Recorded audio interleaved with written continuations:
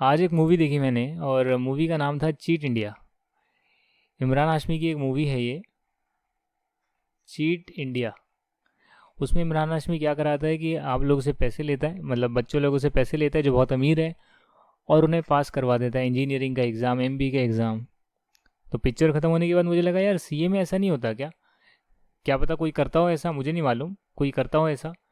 तो घर में ही किसी ने कहा, मतलब फैमिली मूवी थी, सब लोग देख रहे थे, तो घर में ही किसी ने कहा भैया सीए में तो आपका जो सीए फाइनल है उसमें ओपन बुक एग्ज़ाम होता है। ये नहीं आप बुक साथ में ले जाओ उसके बाद एग्ज़ाम देना है, वो तो क्लियर नहीं होता बच्चों से। तो फिर अगर आंसर लीक भी हो गए तो याद कर कर कैसे करेंगे, बुक के साथ में तो कर नहीं पाते। तो ये खासियत है आपके सीए की एग्ज़ाम की। हाँ जी, कि जो एग्ज़ाम है बड़े पुख्ता एग्ज़ाम होते हैं, आपके कॉन्सेप्ट टेस्ट होते हैं, मेहनत करनी पड़ती है, बड़ा ही अच्छा रोबस्ट सिस्टम है एग्जामिनेशन का। हाँ, चेकिंग अलग है, चेकिंग में थोड़ी सी मिस्टेक हो सकती है, मैनुअल चेकिंग में, तो उसे ठीक करा जा रहा है, बट ऑलमोस्ट 99% ठीक है।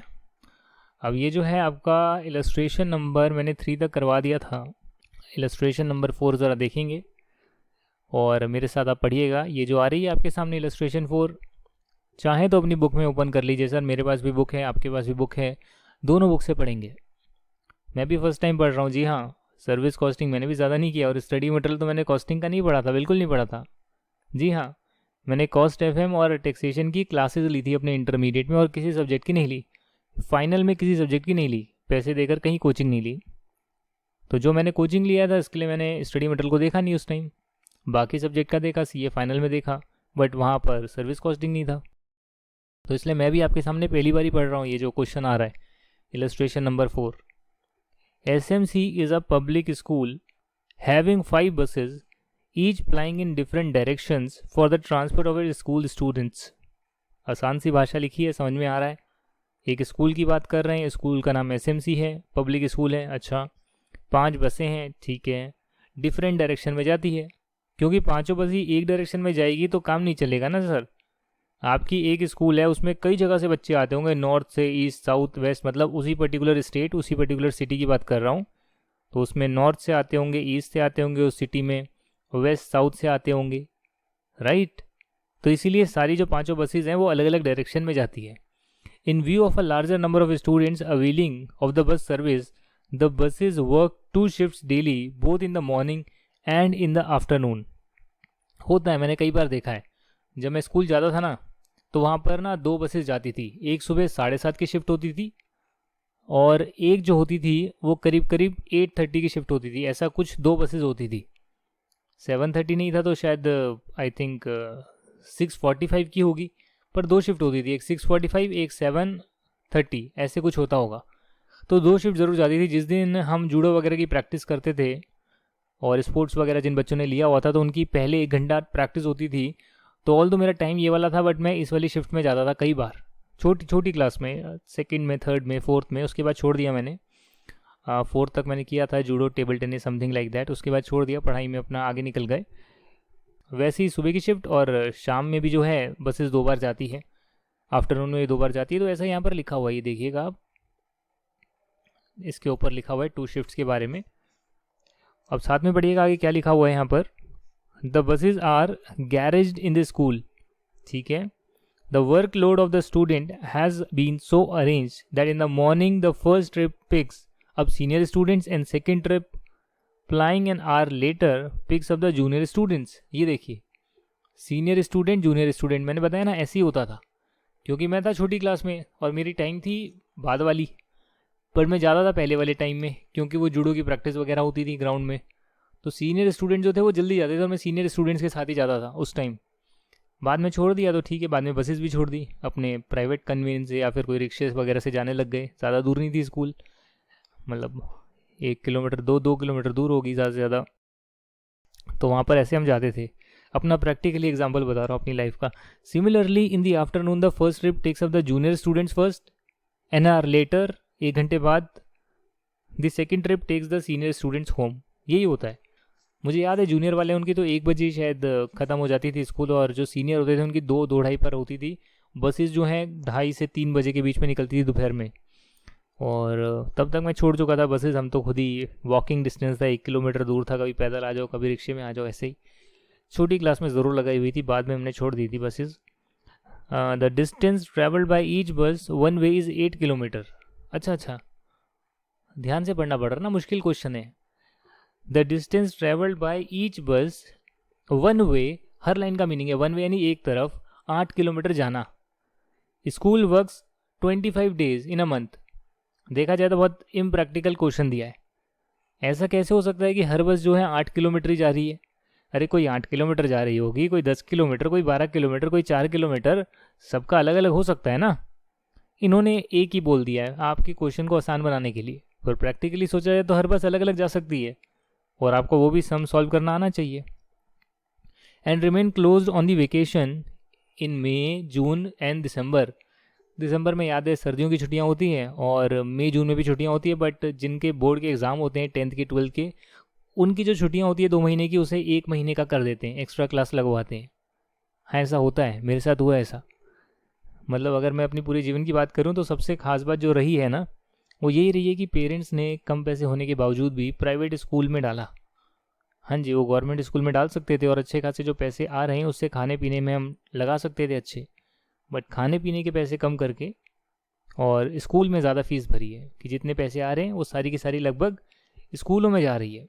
और उसी की बात की मुझे चिढ़ है, एक तरह से चिढ़ कह सकते हो, एक कह सकते हैं ना, अंदर दर्द भरा हुआ है कि पेरेंट्स ने इतने पैसे स्कूल में दिए और स्कूल से कुछ नहीं मिलता एक्चुअली।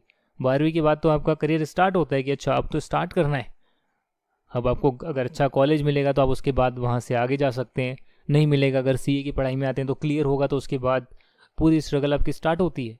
तो मैं वही सोचता था यार, ये मैंने क्या 12 साल क्या स्कूल में इतने पैसे गवाए, काश मुझे ये समझ पहले होती तो मैं खुद ही पेरेंट्स को बोलता यार मुझे गवर्नमेंट में करवाओ। बट तब नहीं होता था, तब ये समझ नहीं थी, तब ये था नहीं प्राइवेट ही अच्छी होती है स्कूल, क्योंकि गवर्नमेंट स्कूल में बच्चे थोड़े बदमाश हैं, थोड़े से गाली वाली भी दे सकते हैं, लड़ाई वड़ाई भी कर सकते हैं, बट उतनी मैच्योरिटी बचपन में मेरे पास नहीं थी। अब तो है, अब तो कैसा भी एटमॉस्फेयर हो मुझे कोई फ़र्क नहीं पड़ेगा, बट बचपन में ये समझ होती तो मैं काफ़ी पैसे बचा लेता अपने पेरेंट्स के। Bus fee however is payable by the student for all 12 months in a year. यही तो चक्कर है सर। हमने बस क्यों छुड़वाई मालूम आपको? इसलिए छुड़वाई कि पैसे तो पूरे 12 महीने के ले रहे हैं, पैसे पूरे 12 महीने के ले रहे हैं, बट आप छुट्टियों में जाते भी नहीं हो, फीस भी 12 महीने की लेते हैं, और टीचर की भी छुट्टी होती है, उन्हें फ्री फंड में पैसा मिलता है, और बच्चे भी देते हैं पैसा, पेरेंट्स देते हैं। यार क्या बताएं आपको, स्कूलों का इतना बुरा हाल है ना। मैं कहता हूँ डिजिटल स्कूल का कॉन्सेप्ट मैं लाने वाला हूँ, पैसे नहीं है मेरे पास लाने के लिए। थोड़े से पैसे हो ना, मैं एक स्कूल यहीं पर अपनी दिल्ली में इस्टेब्लिश कर लूँ और 10,000 बच्चों को पढ़ा सकता हूँ एक स्कूल में, डिजिटल प्लेटफॉर्म प्लस स्कूल के थ्रू, दोनों चीज़ें कॉम्बिनेशन, कि भाई हफ्ते में 3 दिन आओ 2 दिन आओ। अमेरिका में ऐसे ही होता है, और परमिशन ले लिए, स्मार्ट स्कूल कर चुका है ऐसा, तो मैं भी कर सकता हूँ, राइट। ऐसे बहुत सारे और लोग आ गए हैं, विकल्प आ गए हैं और आने वाले हैं, बट क्या करें, इसमें चाहिए बहुत सारा फंड्स, पॉलिटिकल्स वगैरह जो होते हैं, पॉलिटिकल पार्टीज इन्वॉल्व होती है इसमें। और आपको क्या लगता है स्कूलों की जो फीस बढ़ती रहती है, डोनेशन ली जाती है, इसमें क्या पॉलिटिकल पार्टीज का हाथ नहीं होता क्या? अरे गवर्नमेंट चाहे तो सब कुछ ऑनलाइन डालकर सब कुछ ईजी कर दे। नहीं सर नहीं, बड़े बड़े कोचिंग इंस्टीट्यूट, बड़े बड़े जो स्कूलें वगैरह होती है, सब पॉलिटिशियन के पैसे लगे होते हैं वहाँ पे, वहाँ से रिटर्न आता है, सब चक्करबाजी है सब। सीए तो आपका मार्केट छोटा है ना सर, सीए में तो बच्चे कम आते हैं, बड़ा मार्केट बनेगा तो यहाँ भी पॉलिटिशियन आ जाएंगे। मार्केट छोटा है, कम बच्चे आते हैं, कम लोगों को पता है, मेहनत करनी होती है, फाउंडेशन में निकल जाते हैं काफ़ी, तो इसलिए सबसे बचा हुआ है। प्रोफेशनल्स ही पढ़ा रहे हैं, जो सीए बन गए वही पढ़ा रहे हैं, मैक्सिमम लोग तो वैसे ही हैं, तो इसलिए थोड़ा सा बचा हुआ है ये। बाकी तो बाकी फील्ड्स में तो सब जगह पर है ही ये करप्शन वगैरह। अब ये देखिएगा आप, यहाँ पर इन्होंने सैलरी दी है पर मंथ। अब सवाल ये है कि क्या ड्राइवर को भी छुट्टियों के पैसे मिलेंगे या नहीं मिलेंगे, ये बहुत बड़ा सवाल है।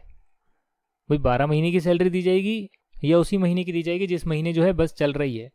देखिए मेरा मानना है कि अगर पर मंथ बेसिस पे दिया जा रहा है ना, तो मानना ये है कि यार 12 महीने की सैलरी मिलेगी।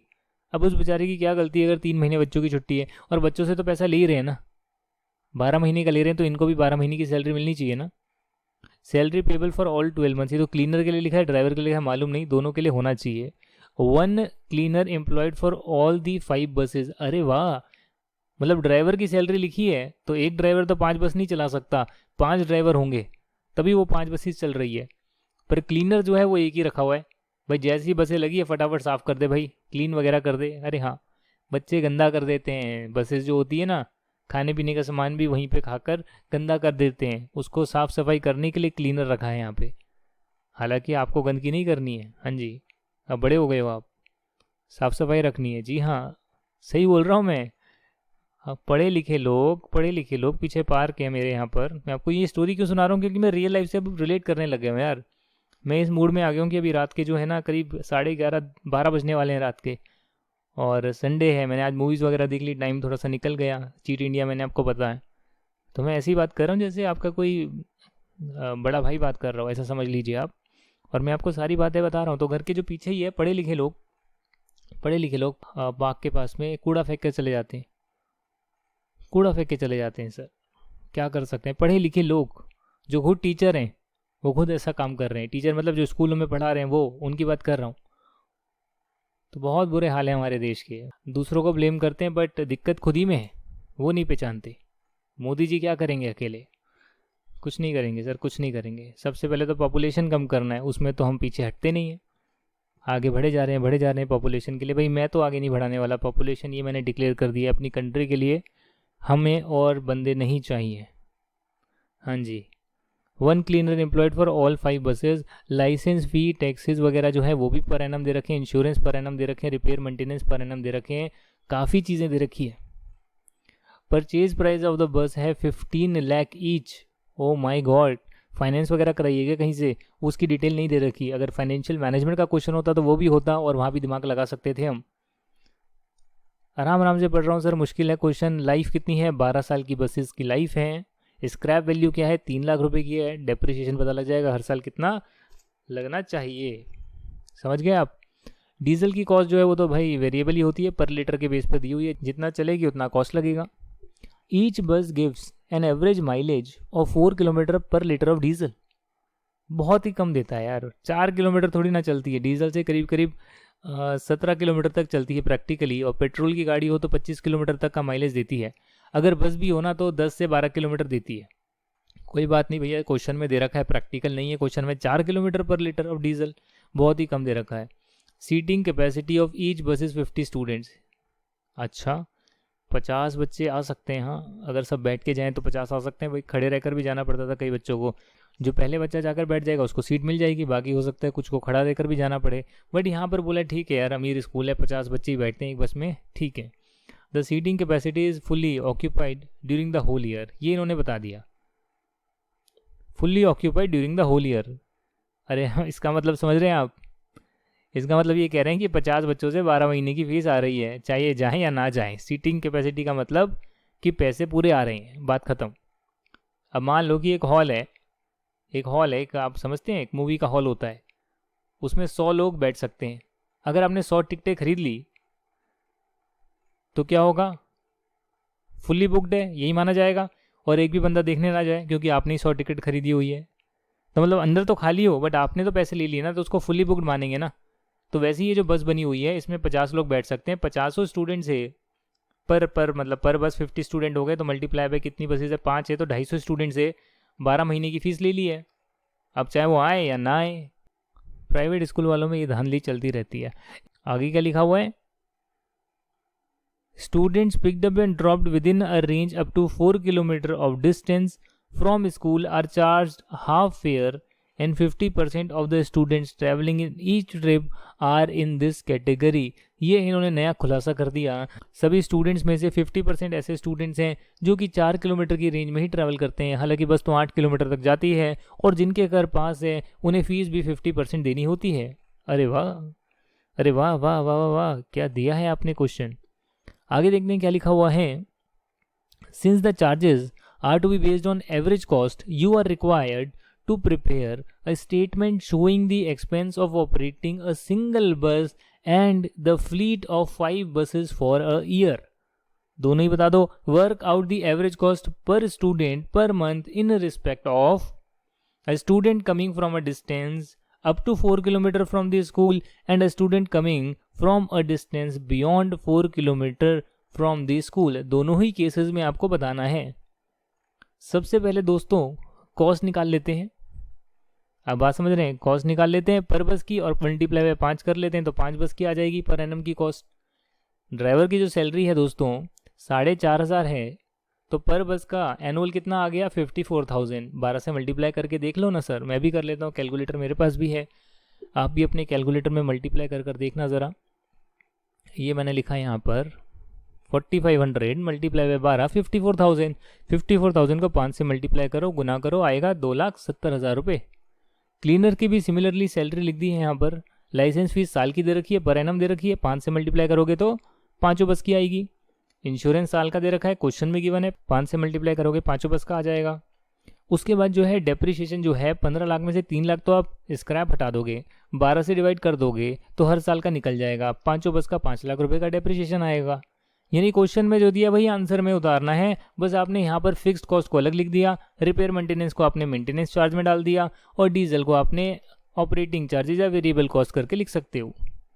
नामकरण किया है, अच्छा लगता है दिखने में। तो रिपेयर है 35,000 रुपये पर एनम, अपने आप से नहीं बोल रहा, ज़रूर क्वेश्चन में दिया होगा, वही यहाँ पर लिखा हुआ है, ये देखो क्वेश्चन में दिया होगा कहीं ना कहीं, ये देखो 35,000 पर एनम पर बस, हाँ पर बस पर एनम। यहाँ पर जो है दोस्तों वो आ गया आपका करीब करीब 1,75,000।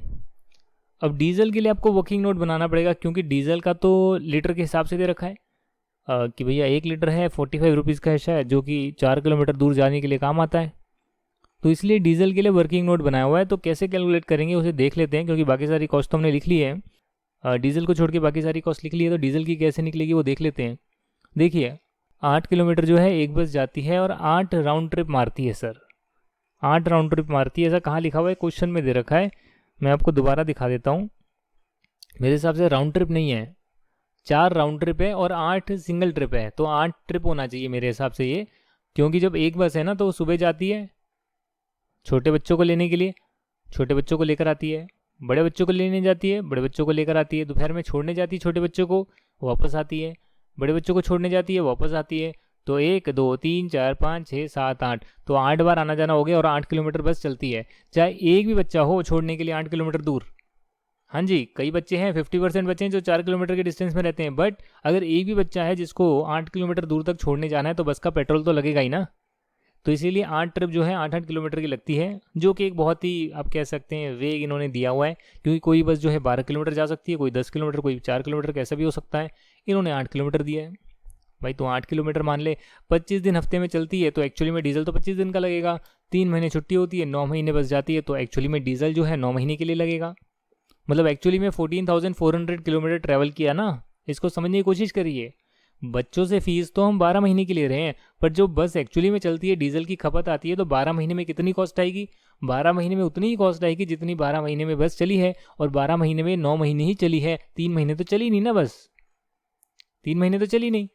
अब अगर इतने किलोमीटर चलना है एक बस को और 4 किलोमीटर 1 लीटर से चल सकती है, तो आ जाएगा कितने लीटर पेट्रोल की, डीजल की खपत चाहिए होगी एक साल में, और 1 लीटर जो है डीजल 45 रुपीज़ का है, तो टोटल जो है 1,62,000 एक बस को चाहिए होगा, 1,62,000 एक बस को चाहिए होगा। तो 5 को कितना चाहिए होगा, 8,10,000 मल्टीप्लाई बाय 5 किया हुआ है, आप चाहें तो कैलकुलेटर पे करके देख सकते हैं। 1 लाख को 5 से करोगे कितना आएगा, 5 लाख, और 62,000 को आप करोगे 5 से तो कितना आएगा, 3,10,000, यही आएगा और क्या आएगा। टोटल कॉस्ट निकल गई, एक बस की टोटल बस की निकल गई, तो पर मंथ कॉस्ट भी आ गई। अब पर मंथ कॉस्ट आ गई तो हमें तो बच्चों से चार्ज करनी है ना, हमें तो बच्चों से पैसे वसूल करने हैं। हाँ जी, छोटे छोटे बच्चे, नन्हे मुन्ने बच्चे जो इसी बस में जाएंगे, माँ बाप के पैसे लगेंगे, उन नन्हे मुन्ने बच्चों के लिए कितनी फीस रखी है, ये देखो, नन्हे मुन्ने बच्चों के लिए रखी है कि देखो भाई कितने नंबर ऑफ स्टूडेंट्स हैं हमारे पास, वो हमें पहले देखना पड़ेगा। अच्छा 50 बच्चे हैं ना, एक बस में 50 बच्चों की कैपेसिटी क्वेश्चन में गिवन है ना, तो 50 बच्चे हैं जिसमें से 25 बच्चे ऐसे हैं जो कि जाते हैं 50% डिस्टेंस, उनको किराया भी आधा देना होगा। बाकी 50% ऐसे बच्चे हैं जो कि जाते हैं पूरा डिस्टेंस, उन्हें किराया पूरा देना होगा, मतलब 4 किलोमीटर से ज़्यादा दूर जाते हैं तो उन्हें पूरे ही पैसे देने होंगे। Total number of students equivalent to half fare students कितने होंगे, मतलब हमने एक बराबर के रेशो में लाने की कोशिश करी है कि जो पूरे पूरे डिस्टेंस जाते हैं वो 25 स्टूडेंट हैं, बट वो 50 ऐसे स्टूडेंट के बराबर हैं जो कि आधा आधा डिस्टेंस जाते हैं जिनसे हमें आधा फेयर चार्ज करना है। तो ऐसे इक्विवेलेंट नंबर हमने निकाल लिया, आप चाहें तो किसी भी टर्म में निकाल सकते हैं, बट बेस सेम रखना पड़ेगा। यानी आप ये भी कर सकते थे कि यहाँ पर आप ऐसे करेंगे कि देखो 25 तो वो स्टूडेंट है जो पूरा पूरा जाते हैं और 12.5 एक तरह से वो स्टूडेंट आ जाएंगे, मतलब जो आधा आधा डिस्टेंस जाते हैं, पर वो कितने पूरे के बराबर हैं, 12.5 स्टूडेंट्स। इन्होंने उल्टा कर दिया, बेटर है, कैसे भी कर लो आप, जिस टर्म में आंसर आएगा फिर उसी टर्म में कन्वर्ट भी करना पड़ेगा। तो अभी के लिए इन्होंने क्या किया है कि भैया 25 ऐसे स्टूडेंट है जो आधा आधा किराया जिनसे लगना है, और 50 ऐसे स्टूडेंट हैं जिनसे आधा आधा किराया लगना है। मतलब 25 ऐसे हैं जिनसे पूरा किराया लगना है, बट वो 50 के बराबर है जिनसे आधा आधा किराया लगेगा। तो टोटल ऐसे 75 स्टूडेंट्स आ गए हैं। अब 75 स्टूडेंट जो आ गए हैं दोस्तों, तो total number of equivalent students in 2 trips कितने होंगे? सीनियर भी स्टूडेंट है, जूनियर भी स्टूडेंट है, बात समझ रहे हैं आप।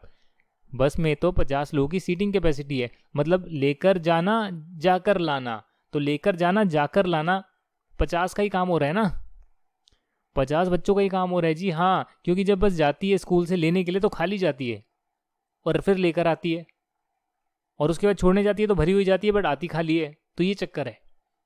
तो इसीलिए 50 बच्चों की सीटिंग कैपेसिटी का मतलब एक ट्रिप में 50 बच्चों को लाने गए और लेकर आए, छोड़ने गए और फिर वापस आए, तो 50 बच्चे जूनियर और 50 बच्चे सीनियर होंगे, समझ रहे हैं आप। तो 150 बच्चे हो गए, ऐसे 150 बच्चे हो गए, नहीं हो गए? तो 150 बच्चे हो गए, तो एक बंदे से आधा किराया जो है वो कितना लेना होगा? 210 रुपये आधा किराया, तो पूरा कितना होगा? 420 रुपये। हाँ जी। तो जो स्टूडेंट्स 4 किलोमीटर तक ही जाएंगे, जो कि आधे स्टूडेंट्स हैं, उनसे किराया हम लेंगे 210 रुपये महीने का, पर मंथ आया ये महीने का। और जो हमारे स्टूडेंट्स हैं 4 किलोमीटर से ज़्यादा जाएंगे, उनसे किराया लेंगे 420 रुपये का। नाम में ही 420 ही है, यही चक्कर है। छोटे छोटे नन्हे मुन्ने बच्चे 420 रुपये देंगे, स्कूल को देंगे, हर महीने देंगे, चाहे जाएं या ना जाएं। तो यही है सर क्वेश्चन है, आंसर है, बस बात खत्म हो गई है। इलस्ट्रेशन नंबर 5 है, उसे डिस्कस करेंगे। थोड़ा सा जल्दी पढ़ते हैं क्योंकि एक क्वेश्चन पे ज़्यादा टाइम लगा दिया है। ये आपका क्वेश्चन नंबर 5 है, मेरे साथ आप पढ़िएगा। Global transport limited charges 90 rupees per ton for it 6 ton truck lorry load from city A to city B. अब यानी 2 सिटीज़ हैं, सिटी ए है, सिटी बी है, और सिटी ए से बी में जाना है। 6 टन का लोड ले सकती है, 90 रुपये पर टन चार्ज किया जाता है। कितनी देर का, कितने डिस्टेंस का चार्ज किया जाता है वो गिवन नहीं है, वो बाद में आएगा, पर टन दे रखा है। अच्छा, ए से बी में जो भी डिस्टेंस होगा वहाँ तक ले जाने का 90 रुपये पर टन है। The charges for the return journey are ₹84 per ton. अच्छा, वापस आने का सस्ता है। No concession or reduction in these rates is made for any delivery of goods at intermediate station.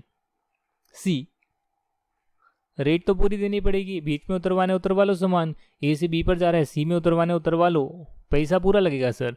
जनवरी 2028 कर देना आप, मतलब 18 क्या करें, पुराना हो गया, 18 तो काफ़ी साल हो गए हुए। The truck made 12 outward journey for city B with full load, out of which 2 ton were unloaded twice in the way at CTC। इससे क्या फ़र्क पड़ेगा? इससे ये फ़र्क पड़ेगा सर कि आप सामान तो कम लेकर जा रहे हो, क्योंकि आपने कुछ जो है 2 टन जो है आपने अनलोड कर दिया CTC पर।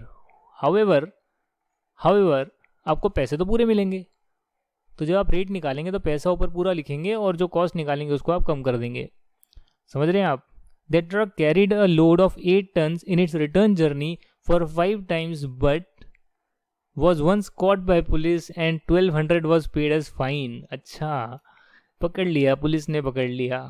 For the remaining trips, the truck carried full load, out of which all the goods on load were unloaded once at city C। इसको दोबारा से पढ़िए, ध्यान से पढ़िए, पूरा क्वेश्चन किस तरफ लेकर जा रहे हैं आपको। फॉर रिमेनिंग ट्रिप्स, मतलब 12 ट्रिप थी ना, 12 ट्रिप है ना जी, तो उसमें से 5 बार ऐसा हुआ जिसमें पुलिस ने एक ही बार पकड़ा, समझ रहे हैं आप। The truck carried a load of 8 tonne in its return journey for 5 times but was once caught by police. अच्छा, एक ही बार पुलिस ने पकड़ा 5 बार में से, और जो रिमेनिंग ट्रिप बच गई हैं, truck carried full load, out of which all the goods on load were unloaded once at city C but it return without any load once only. एक ही बार ऐसा हुआ है, विदाउट एनी लोड यानी बिना लोड के एक बार आया सी से ए स्टेशन पर, मतलब खाली आया, एक बार ऐसा हुआ, एक बार पुलिस ने पकड़ा, ऐसा हुआ, ठीक है जी। 5 बार ऐसा हुआ 8 टन लेकर आया, बाकी बार ऐसा हुआ पूरा सामान लेकर आया। कर लेंगे, इसका डायग्राम बना लेंगे। The distance from city A to city C, यहाँ पर लिखा है distance from city A to city C and city B A का डिस्टेंस दे रखा है सी तक, बी तक, तो सी तक कितना है 140 kilometre A to C, and city B 300 kilometre दूर है। Annual fixed cost and maintenance charges are 60,000, 12,000 respectively, and running charges are 2,944 rupees. Oh, you are required to find out the cost per absolute ton kilometer and the profit for January 2028, whatever you want to say. क्या बोलते हो भाई, क्या बोलते हो, क्या बोलते हो, बताओ बताओ बताओ बताओ। रनिंग चार्जेस जो है सिर्फ जनवरी मंथ के दे रखे हैं, आपको जो है जनवरी मंथ का ही बताना है भाई। मुझे टन किलोमीटर नहीं समझ में आ रहा, बता रहा हूँ मैं, पहली बार पढ़ रहा हूँ, ये क्वेश्चन बड़ा कंफ्यूजिंग है। टन किलोमीटर नहीं समझ में आ रहा, मुझे सिर्फ इतना समझ में आ रहा है जो कॉस्ट लगी है वो सिर्फ 60,000 रुपये दे रखी है, 12,000 दे रखी है, एनुअल दे रखी है, मंथली आएगी 5,000, 1,000, और रनिंग कॉस्ट जो है वो तो मंथली ही गिवन है, आप देख सकते हैं। तो जब आप डेटा को पढ़ेंगे तो ये भी देखेंगे कोई एनुअल गिवन है, कोई मंथली गिवन है, किसको किस में कन्वर्ट करना है, क्वेश्चन में क्या पूछा है, साल का पूछा है, मंथ का पूछा है, वो देखना पड़ेगा। और मुझे याद है जब कॉस्ट अकाउंटेंसी स्टार्ट हुआ था तब मैंने आपको बताया था कि भैया यहाँ पर पीरियड जो है वो 1 साल का हो सकता है, 6 महीने, 1 हफ्ते, 15 दिन, कैसा भी हो सकता है, 1 महीना, 2 महीना, फोर्टनाइटली, कुछ भी हो सकता है, आपको देखना पड़ेगा। तो इतना तो मुझे पता लग गया कि मंथली कॉस्ट आ गई, बस मंथली कॉस्ट को डिवाइड किससे करना है वो नहीं पता। बात समझ रहे हैं? मैं ऐसे ही करता था जो स्टार्टिंग में मैंने आपको बताया ना। ज़्यादा कन्फ्यूजन है तो कॉस्ट पहले निकाल लो, डिवाइड किससे करना है वो देख लेंगे।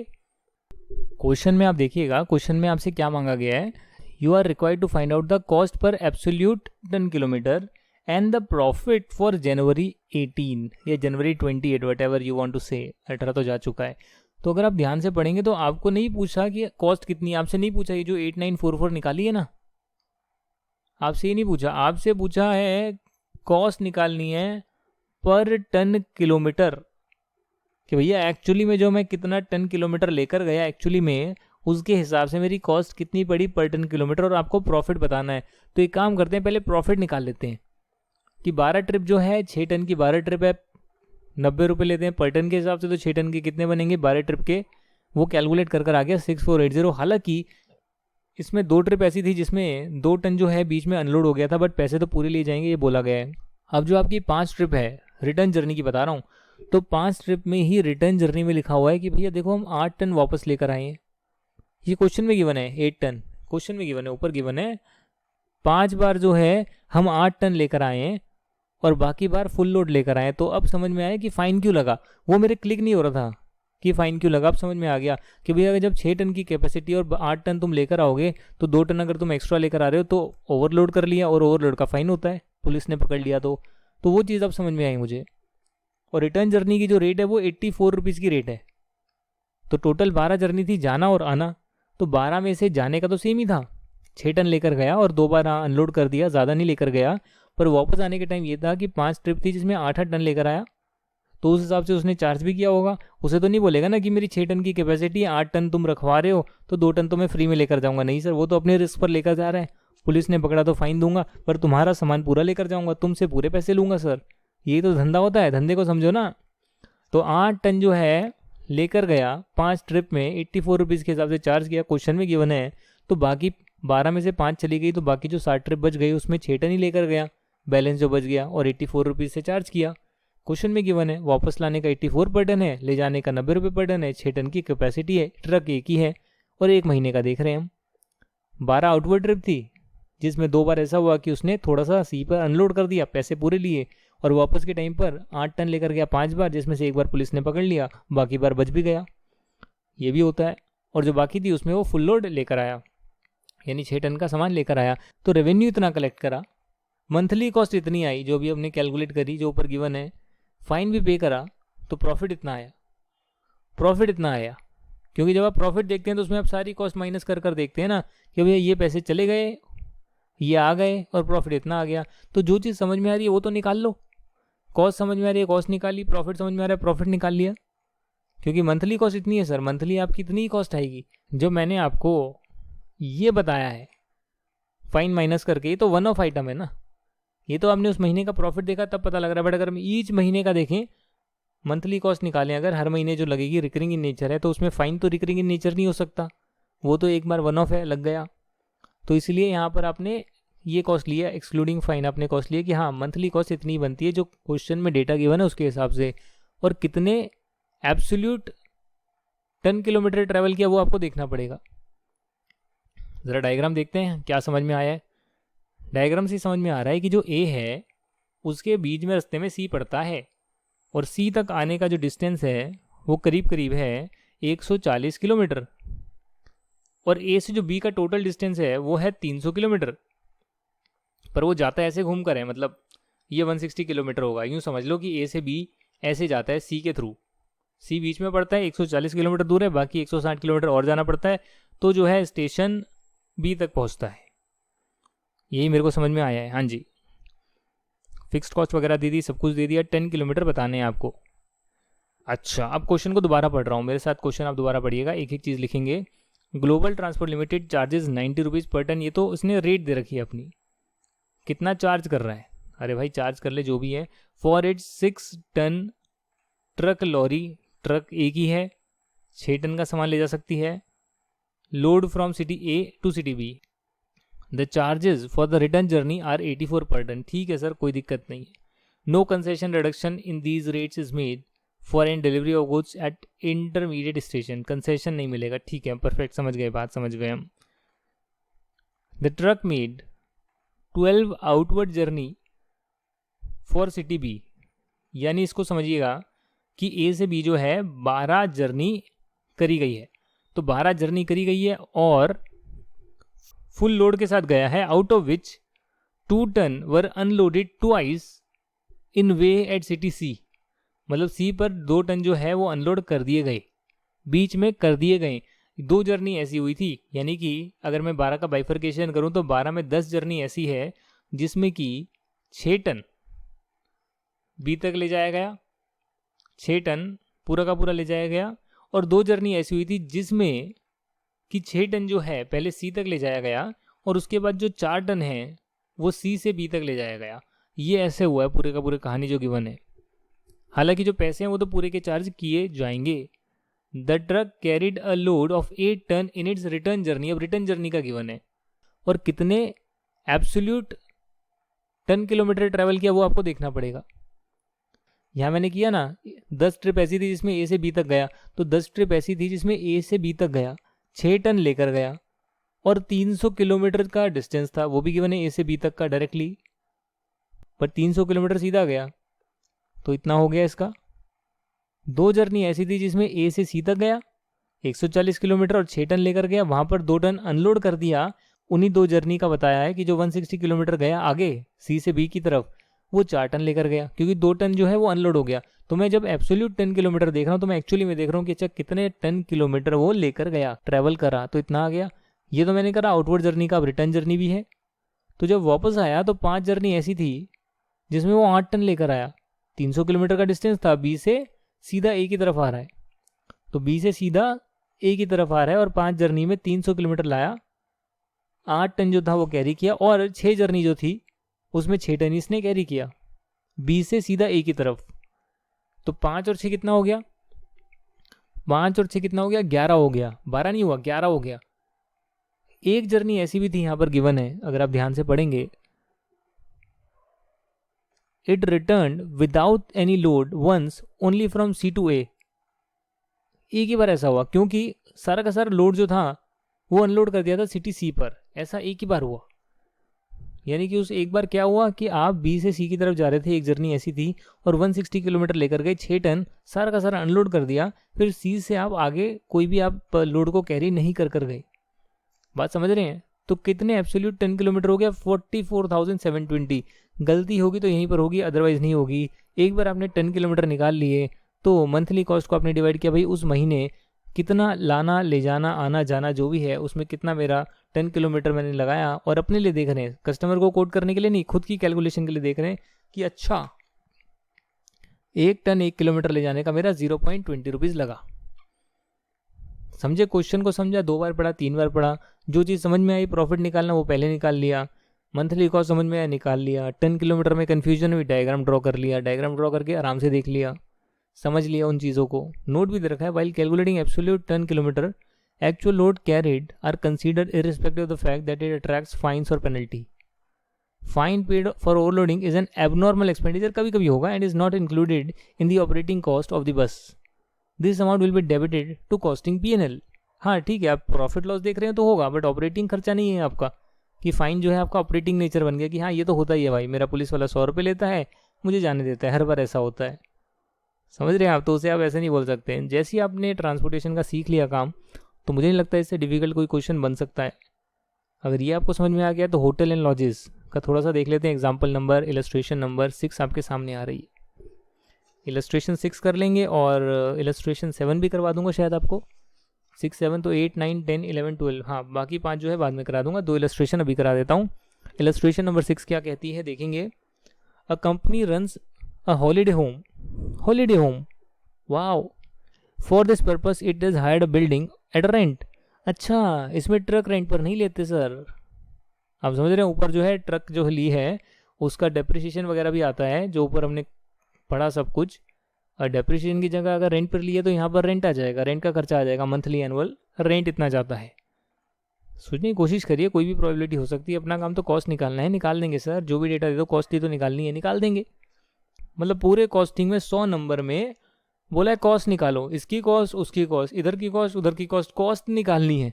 अब जिस बच्चे को कॉस्ट निकालनी आ गई, नॉर्मल एबनॉर्मल का एडजस्टमेंट आ गया, थोड़ा सा उसने प्रोसेस कॉस्टिंग का कुछ इक्विवेलेंट यूनिट्स वगैरह समझ लिया, तो बस हो गया। उसके अलावा क्या है पूरी कॉस्टिंग में, कॉस्ट को ऐड करना है, यूनिट्स देखनी है, पर यूनिट निकालना है, बस वही तो काम करना है।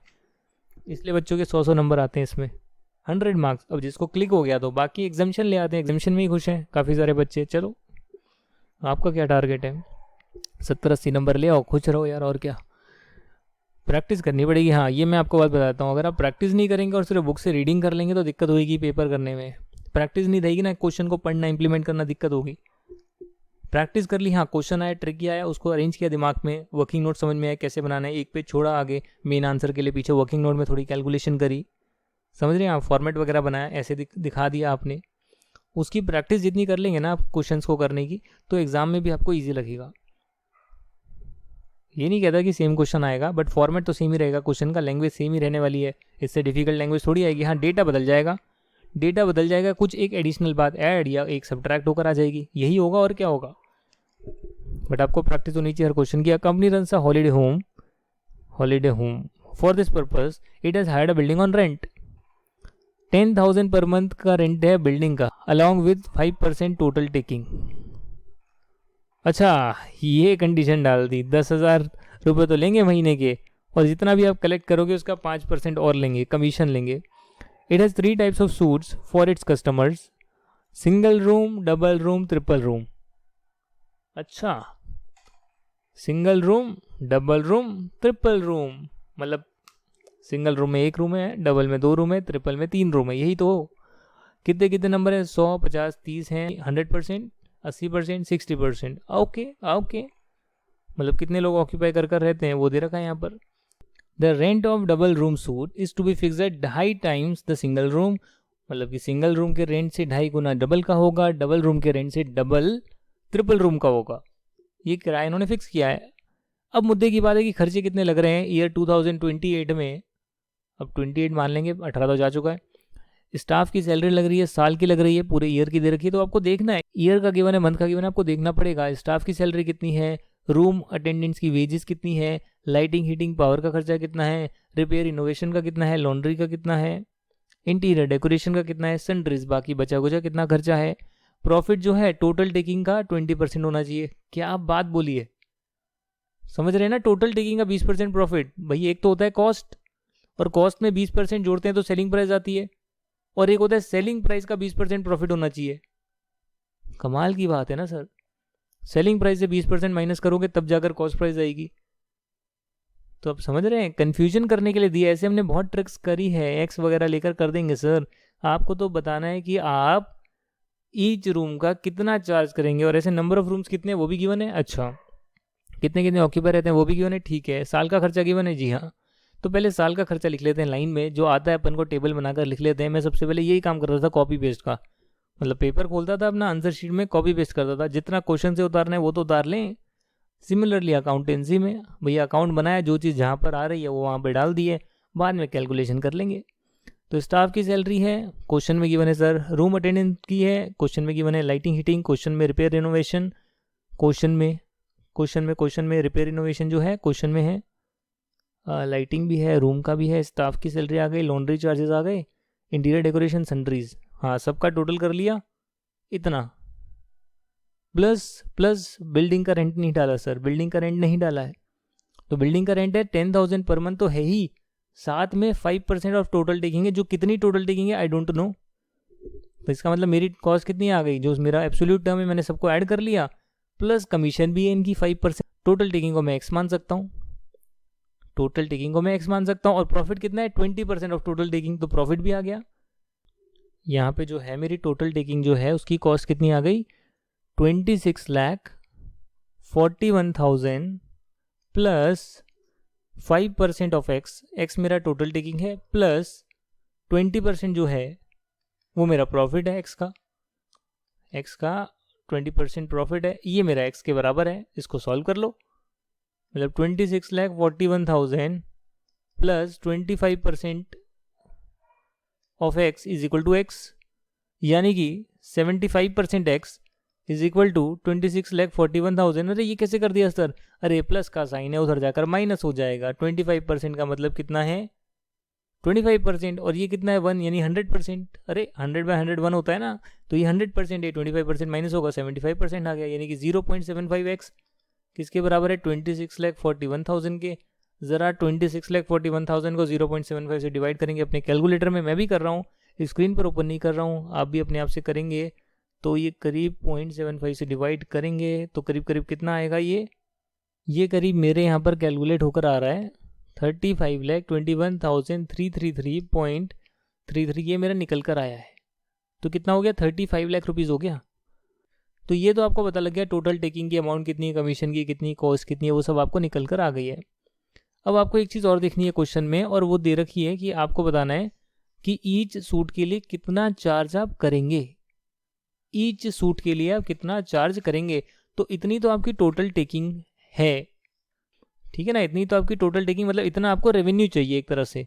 अब आप बोल रहे हैं कि अगर मुझे चाहिए 10 लाख का रेवेन्यू, फॉर एग्जांपल 2 सब्जेक्ट पढ़ा रहा हूँ, इतने नंबर ऑफ स्टूडेंट्स आ रहे हैं, तो मैं एक स्टूडेंट से कितना चार्ज करूँगा, वो वाली बात हो गई। 100 रूम है, 360 डेज़ के लिए आप रखते हैं, 100% ऑक्यूपेंसी रेट है, तो आप कह सकते हैं कितने रूम डेज, 36,000 रूम डेज आ गए।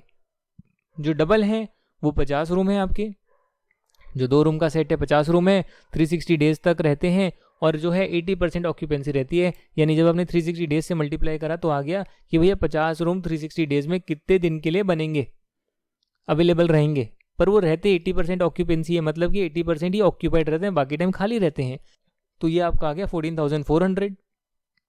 पर ये जो है ना, ये 2.5 सिंगल रूम के बराबर है एक तरह से, तो आप 2.5 कर सकते हैं मल्टीप्लाई, और 36,000 आ जाएगा। सिमिलरली ट्रिपल रूम जो है 30 रूम है, 360 डेज, टोटल कितने डेज आ गए, 60% ऑक्यूपाइड रहते हैं, यानी कि 6480 रूम डेज ऑक्यूपाइड रहते हैं, जो कि डबल रूम से डबल है, और डबल रूम जो है सिंगल रूम का 2.5 गुना है, तो इसका मतलब कि सिंगल रूम से तो 5 गुना हो गया, 5 गुना हमने इक्विवेलेंट रूम डेज निकाल लिए, तो कितना आ गया 1,04,400।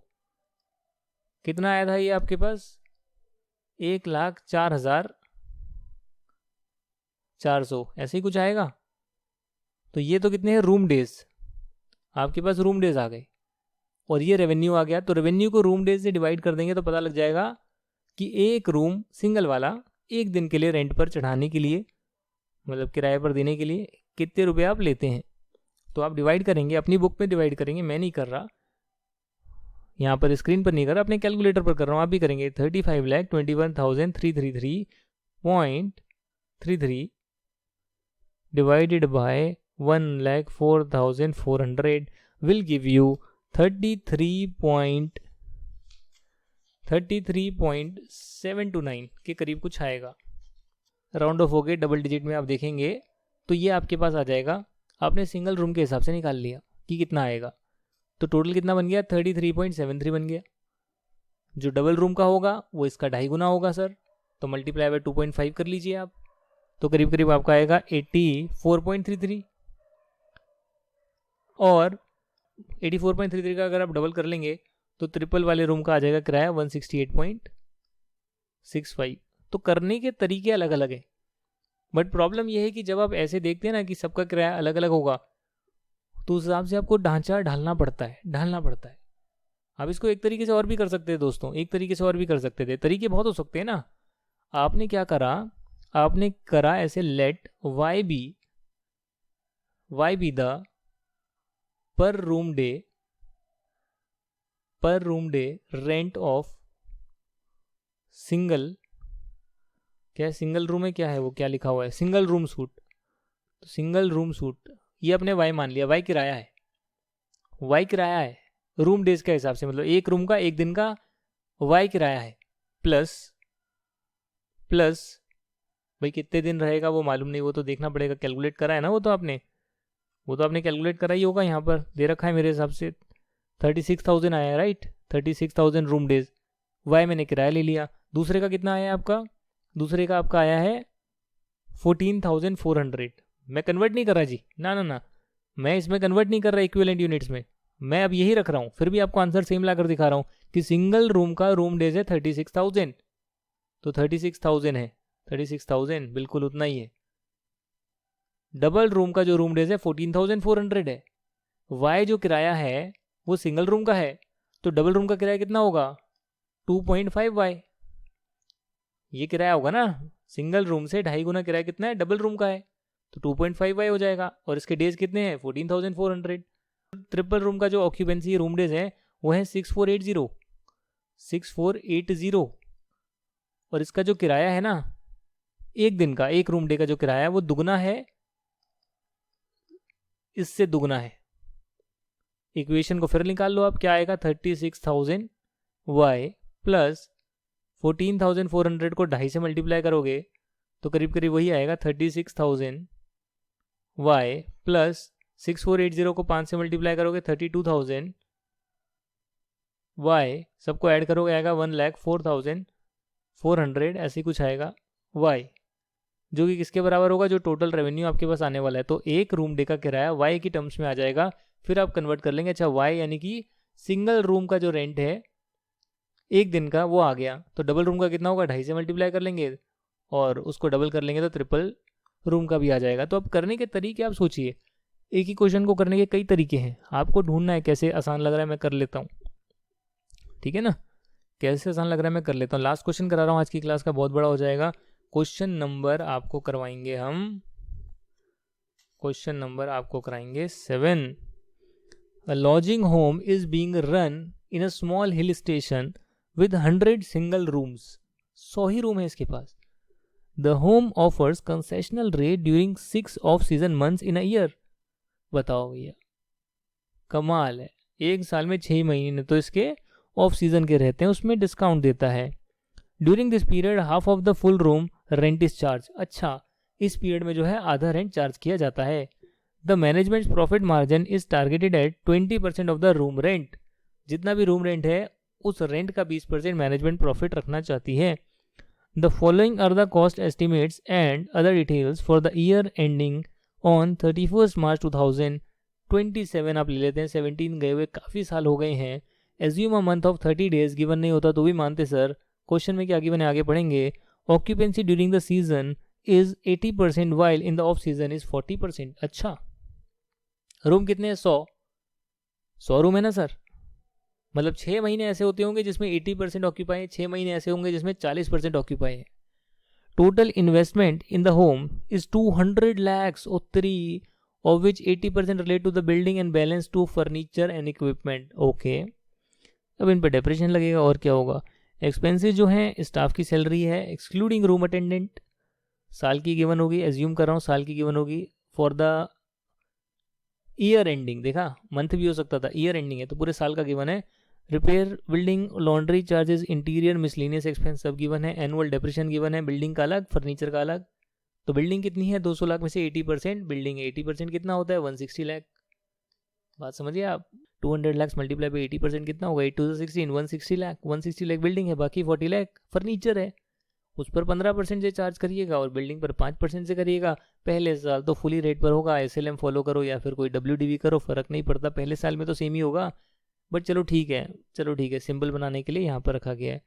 और रूम अटेंडेंट आर पेड 10 रुपी पर रूम डे। अच्छा अच्छा, क्योंकि भाई रूम डे के हिसाब से इसलिए पेमेंट हो रही है क्योंकि अगर बंदा ही नहीं आएगा तो फिर रूम अटेंडेंट को पैसा किस बात का, तो वेरिएबल इन नेचर का हो गया, काइंड ऑफ एक्सपेंस, कि 10 रुपये पर रूम डे का पैसा देना है on the basis of occupancy of the rooms in a month. हाँ वो तो मैंने बता दिया ना, जितने भी ऑक्यूपाई करेंगे उतना हम कर लेंगे। मंथली लाइटिंग चार्जेस आर 120 पर रूम।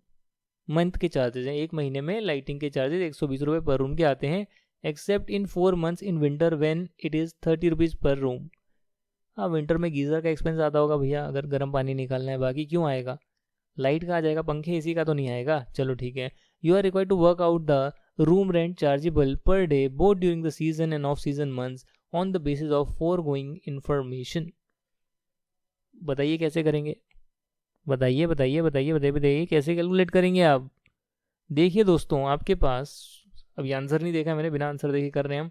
आपके पास 100 रूम्स हैं, रूम तो 100 ही है ना सर, हर महीने 100 है या एक ही बार 100 है? हर महीने 100 है, हर दिन 100 है, मतलब 100 ही रूम है। अच्छा समझ गया। 6 मंथ जो है 100 रूम जो हैं 80% ऑक्यूपाई रहते हैं, यानी कि करीब 80 रूम मेरे ऑक्यूपाइड रहते हैं। मल्टीप्लाई बाय 30 दिन का महीना होगा, गिवन है क्या क्वेश्चन में? हाँ, और 6 महीने हैं। बात समझ गए आप? तो कितना निकलेगा, मल्टीप्लाई करके देखो, 80 को 3 से करूँगा तो निकल कर आएगा 240। 240 मतलब 240 और 0 एक और है तो 2400 आ गया।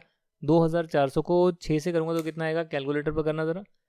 2400 को 6 से तो 14,400 आएगा। तो इसका मतलब ये आ गया रूम डेज, रूम डेज। और बाकी जो 6 महीना है उसमें जो ऑक्यूपेंसी ऑफ सीज़न में 40% रहती है। 40% का मतलब हो गया 40 रूम 30 डेज़ के लिए, 6 महीने के लिए कितना आएगा, ये आ गया आपका करीब 1200 को 6 से कर लो। 1200 को 6 से करूँगा तो कितना आएगा, 12 को 6 से करूँगा 7200 आ जाएगा रूम डेज़। दोनों को ऐड कर लो, कितना आएगा 21,600 रूम डेज़। अच्छा सर, लाइटिंग का खर्चा कितना आएगा इस महीने जो है ना, वो तो पर मंथ गिवन है, तो इसलिए जब आप किराया कैलकुलेट करोगे ना, जो 120 रुपये दे रखा है और जो 30 रुपये दे रखा है किराया, वो महीने का गिवन है किराया। तो मतलब जो 80 रूम्स हैं, एक तरह से ऑक्यूपेंसी 80 रूम की रहती है, तो 80 रूम है तो हर महीने का कितना आएगा 120 रुपये, और 6 महीने तक आएगा। और जो 30 रुपये का किराया है दोस्तों, 4 महीने जो विंटर्स के हैं तब लगता होगा, तो क्या वो ऑफ सीज़न में ही आते हैं, मालूम नहीं है, क्वेश्चन में गिवन नहीं है, एज्यूम कर रहे हैं कि जो 4 महीने किराया यहाँ पर गिवन है ना, 4 महीने का जो किराया है यहाँ पर कुछ गिवन होगा इन विंटर 30 रुपये पर रूम है, पर क्या वो ऑफ सीज़न है या ऑन सीज़न है वो गिवन नहीं है, वो गिवन नहीं है। वो हम एजम्पशन कर रहे हैं कि ठीक है भाई, जो 6 महीने का ऑफ सीज़न है उसी में 4 महीने ऐसे होंगे जिसमें कि 40 रूम का 30 रुपये का किराया आता होगा 4 महीने के लिए। तो कितना बनेगा, 1200 को 4 से करोगे कितना आएगा, 4800। अच्छा, और बाकी जो 2 महीने हैं उसमें क्या होगा सर, उसमें जो होगा 120 रुपये के हिसाब से आएगा। अच्छा, मतलब 40 रूम है, 120 रुपये के हिसाब से आएगा 2 महीने का, कितना बनेगा 80 मल्टीप्लाई बाय 120, ये आपका लाइटिंग का खर्चा आ गया। और यहाँ पर 120 मल्टीप्लाई बाय 80 मल्टीप्लाई बाय 6, ये आ जाएगा 57,600, ये लाइटिंग का खर्चा आ गया। वही यहाँ पर रूम डेज जो मैंने निकाले, लाइटिंग चार्जेस निकाले, वही कैलकुलेट करके दिए हैं। सारी कॉस्ट यहाँ पर अभी हम लोग ऐड करने वाले हैं।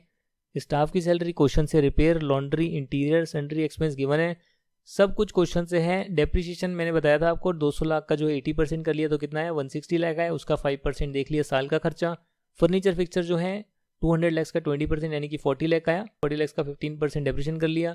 रूम अटेंडेंट की जो सैलरी वो तो रूम डेज के हिसाब से निकलेगी, रूम डेज आपने कैलकुलेट कर लिए 21,600, ये रे, तो 21,600 रूम डेज हैं, और पर रूम डे जो है 10 रुपये का वो बंदा खर्चा लेता है, तो इसका साल का कितना आ गया खर्चा आ गया। लाइटिंग का खर्चा आपने कैलकुलेट कर लिया यहाँ पर 57,600 प्लस 4,800 प्लस 9,600 आ गया 72,000 आ गया। बात समझ रहे हो आप?